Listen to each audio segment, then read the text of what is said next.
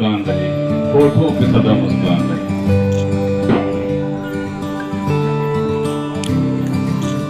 कहते हैं कायनात बदल जाती है, मौसम बदल जाता है।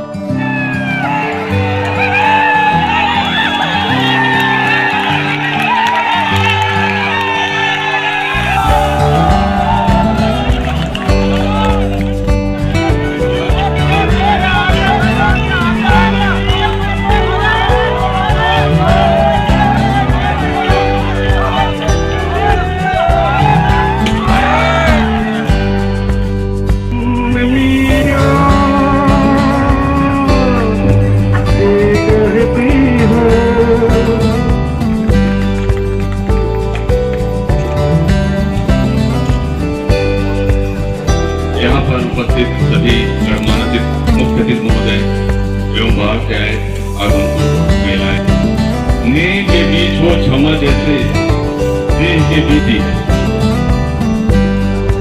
भगवान शंकर के पुत्र कार्तिक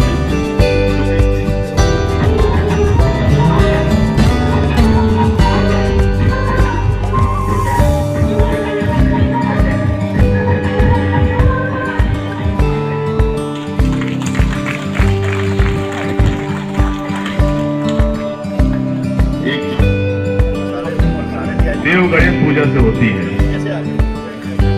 एक बार भगवान शंकर के पुत्र कार्तिक, जो कि जिनकी भी गरुड़ की सवारी थी, तो गणेश जी